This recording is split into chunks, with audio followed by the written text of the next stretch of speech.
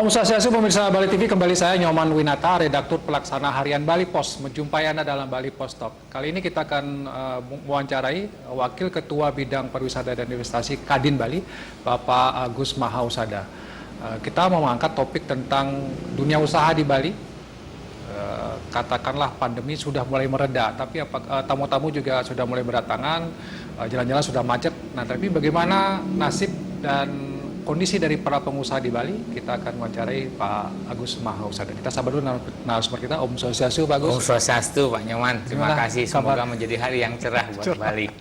Cerah ya, harapannya begitu ya. Harapannya. Tapi pertanyaan pentingnya Pak Agus, gimana pengusaha di Bali saat ini? Apakah baik-baik saja atau seperti apa, Pak Agus? Kalau kita boleh jujur terbuka di financial structures gitu, tentu kita di Bali, pengusaha Bali sebagian besar itu tidak baik-baik saja. Kita semua masyarakat di Bali masih dalam posisi tertekan dengan kondisi dampak daripada pandemi yang sudah hampir 2,5 tahun berjalan. Tidak baik-baik saja ya. Jadi tekanannya dari mana sebenarnya? Apakah karena dampak pandemi atau juga ada tekanan dari ekonomi global sebenarnya juga, Pak Agus?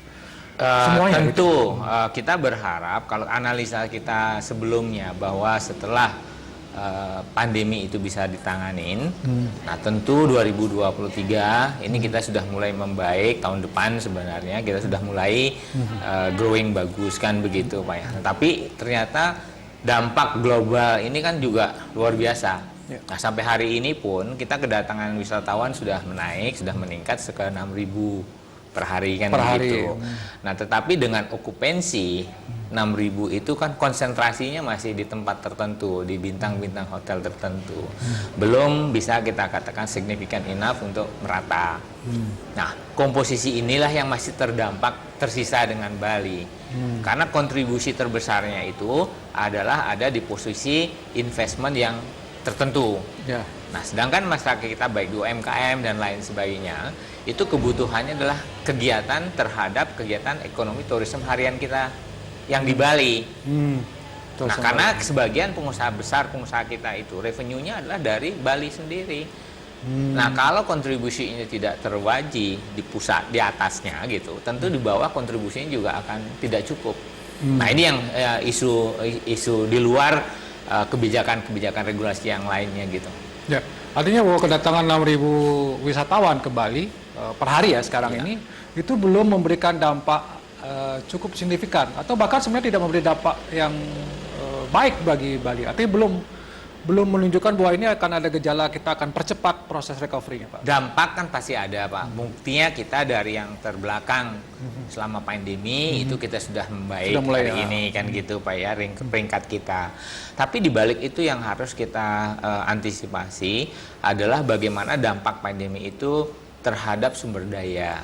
SDM kita itu kan kebanyak belum bisa tertampung kembali. Jadi pergerakan ekonomi secara individu maupun kelompok itu sekarang banyak yang masih ditanggung terdampak ke desa.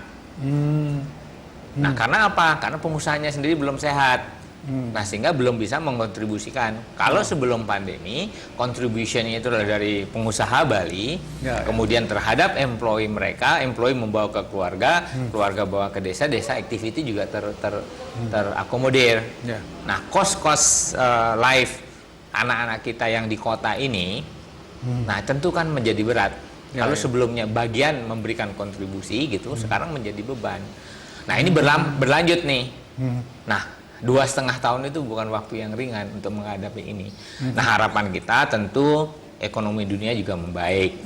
Nah, salah satu kerjasama kita dengan Konjen Australia, kedubesnya dengan program Kementerian Perdagangan, bahwa sukses dengan CEPA-nya, yaitu justru menjadi peluang-peluang buat kita. Gitu.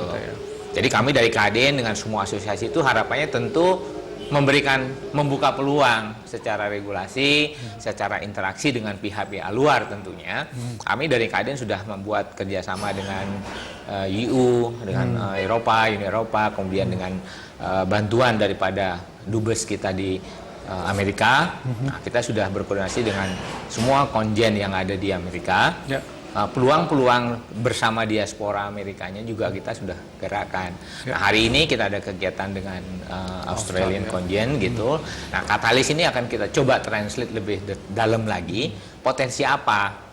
Nah, tentu karena kondisi Bali saat ini, tentu kita tidak bisa berharap apa yang kita punya potensi saja, tapi bagaimana pihak luar, Australia dalam hal ini dengan Katalisnya itu memberikan kriteria standardization yang mereka bisa langsung entering the market gitu. Nah, itu lebih memudahkan waktu, Pak Man. Jadi kita tidak menunggu saja membuat sesuatu dari sini yang belum tentu pasarnya bisa kita akses.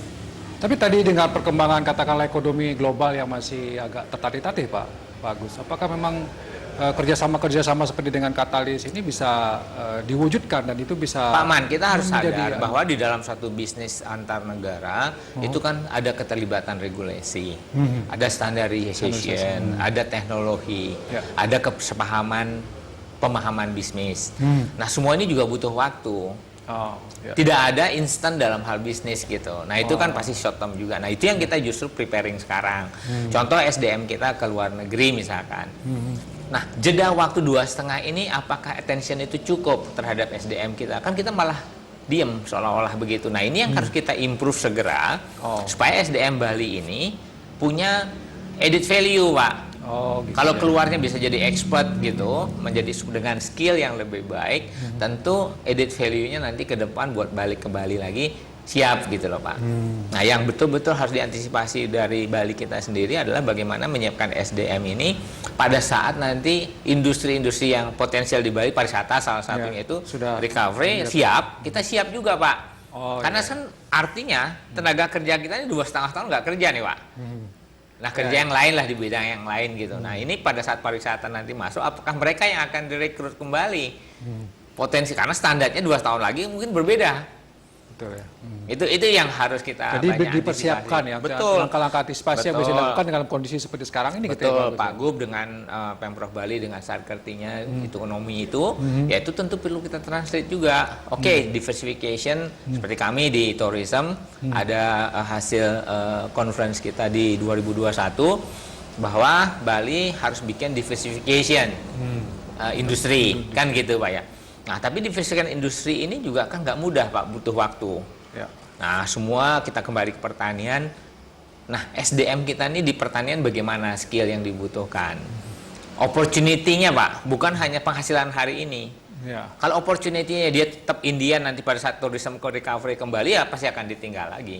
Jadi ini yang harus added value-nya juga disiapkan di dalam industri pertanian tersebut kan gitu, Pak. Dan di sana Kadin terus menjalin komunikasi ya, Pak, ya, dengan beberapa kita terutama Eropa, sekarang ini ya kita seperti Afrika pun kedubes Afrika itu sudah menyiapkan juga apa potensi dari sana. Cuman kan kita masih kendala penerbangan nih, Pak, sekarang. Ada potensi kita keluar banyak gitu, cuman sekarang bagi teman-teman pengusaha dengan ketidakpastian dan cost yang tinggi yang up and down seperti ini juga suatu hal yang mengganggu juga untuk suatu komitmen bisnis gitu loh, Pak. Dan kita dalam agreement internasional juga selalu dalam posisi yang lebih sulit kan. Mereka batang bawa lawyer yang dengan capital yang cukup, kita mau bertahan untuk hidup gitu loh, Pak. Jadi ya harus hati-hati juga gitu loh, Pak, untuk membuat agreement tanpa. Nah, Kadin lah dalam hal itu menjadi posisi yang strategis, mendampingi government gitu. Bagaimana mendampingi pengusaha-pengusaha kita ini supaya mendapatkan track yang positif kan gitu, Pak. Ya, jadi ada pertanyaan Pak Agus yang sering juga dan ini menjadi misteri ya sampai sekarang ini tentang kapan kita Bali ini akan recovery normal katakanlah begitu ya. Karena sekarang kan pandemi juga masih belum betul-betul clear hilang ini ya, di beberapa negara malah kasusnya meningkat. Kemudian kedua, perang Rusia Ukraina ini yang katakan ya mudah-mudahan Presiden kita sukses, Pak. Dan Bali itu kita punya moto di tourism itu kebetulan saya juga ketua Nawacita Pariwisata Indonesia Bali. Nah, kita punya spirit itu adalah tagline-nya itu Bali Spirit of the World. Nah, mudah-mudahan dengan Bali Spirit of the World-nya ini bisa mendukung dan doa kita kepada Pak Presiden kita beliau selamat di sana, sukses dan mendapatkan sesuatu yang positif buat perjalanan beliau. Nah, sehingga kita pun itu kan G20 di Bali. Nah, Bali Spirit of the World yang kita doakan dari Bali mudah-mudahan membuat semua dilancarkan. Perangnya gitu, segera selesai gitu ya. Pak. Tapi kalau perangnya masih sekarang berlangsung ini, kita masih belum tahu ya Pak, kapan mau Tapi Bali begini saja, waktunya belum kita pasti selalu kapan. harus berpikir positif dulu. Itu Ya, kan ya. sudah terjadi di sana, kan kita juga tidak Nggak bisa berbuat banyak, apa-apa ya. di situ Pak ya. Nah, yang paling penting buat kita kan motivation semangat kita. Nah, bagaimana kita menghadapi, kita dunia usaha dulu Pak ya. Kalau dunia usaha kita hari ini gitu. Perjalanan ini masih panjang. 2022 rasanya sudah habis. Ya, sudah mau Ya, habis. sudah kita lewat. 2023 kita baru pick up. Baru akan agak Ya, tapi pick up kita itu apapun revenue yang dihasilkan 2023 itu akan habis Pak untuk menutup biaya kerugian 2,5 tahun yang lewat selama pandemi. Iya. Nah, cost ini kan harus pengusaha sendiri yang nanggung Pak. Ya mungkin sudah kemarin ada yang jual aset, ada yang bridging fund, mulai dari BPR, kemudian yang lebih rendah lagi dan lebih mahal lagi cost fundnya gitu loh Pak. Nah itu kan itu prioritas pertama dulu. Nah kalau untuk teman-teman kita bicara kalau pengusaha biasanya ada pembiayaan kan gitu Pak ya. Nah kemudian 2023 kita sudah melihat hasil walaupun sedikit gitu. Tapi itu kan nggak akan ada impact apa-apa kan habis untuk biaya 2,5 tahun yang lewat. Ada 3 tahun jadinya Pak ya. Nah cost 3 tahun ini kalau kita bicara interest waktu itu dari restructure 12% kali 3 berapa Pak? Hutang pengusaha kita udah 36% bertambah Pak. Dari yang ada saja waktu 2020. Ditambah biaya 3 tahunnya Pak. 3 tahun. Jadi kita udah 36% plus biaya 3 tahun itu sudah menjadi beban. Jadi 2023 belum. Nah kalau 2003 itu ada, syukur teman-teman ini bisa melewati 2022 dan 2023 karena restructure ini kan di 2023 banyak teman-teman. Nah ini mudah-mudahan kita sedang dari Kadin juga sedang berusaha kita mendorong terus regulator dan teman-teman di perbankan bagaimana menjaga pengusaha Bali. Ya, betul. Karena bagaimanapun sebenarnya kalau ini tidak dipisah secara clear, portion pengusaha Bali kita itu di mana Pak? Di dalam struktur perbankan kita. Nah harus begitu kan, sehingga kita ketemu value yang real daripada beban pengusaha Bali. Nah sehingga terbuka peluang untuk pendampingan pembiayaan tersebut. Sehingga kita bisa melewati 2023, 2024 tahun politik lagi Pak. Nah ini kita tidak pernah selesai. Jadi endurance ini kalau nggak dipartisipate dengan serius oleh pemerintah, tidak ada baik daerah maupun pusat, secara regulasi dan real, rasanya kita perlu extraordinary manage our breath gitu, nafas kita tuh mesti dijaga betul-betul gitu loh Pak. Jadi tidak mudah. Jadi Bali tidak dalam baik-baik saja gitu. Jadi ya mungkin 1-2 teman survive gitu. Tapi kita harus wise lah. Dalam hari ini kita harus bijak, wise karena ini menyangkut profile, menyambut ambience. What is Bali real? Kalau hari ini Bapak ditanya telepon teman Jakarta, oh Pak Nyoman bagus ya Bali udah rame ya. Selalu begitu Pak pertanyaan. Karena tapi macet jalannya. Tapi ya macet jalannya. Tapi banyak orang mungkin yang dari macet itu 80% jalan-jalan nyari peluang Pak. Bukan nyari kerja. Bukan mendapatkan revenue gitu. Nah ini yang kita harus bijaksanai. Bahwa kita semua juga harus wise, masih banyak pengusaha kita, saudara kita, teman-teman kita masih struggle menghadapi apa yang harus dihadapin ke depan gitu Pak Man. Jadi waktu masih 2023, masih belum 2024 tahun politik gitu ya.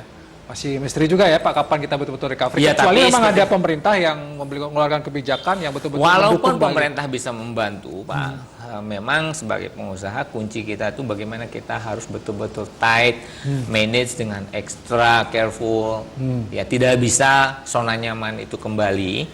Karena periode ini kita masih akan butuh waktu panjang, perjalanan panjang. Tapi kembali bagaimanapun ya kita harus tetap semangat.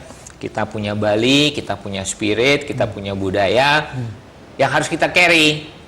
Nah hari ini yang kita harapkan banyak itu adalah participation, understanding daripada semua pelaku bisnis baik Bali maupun investor dari luar yang kita selalu harapkan tumbuh juga pompa di Bali.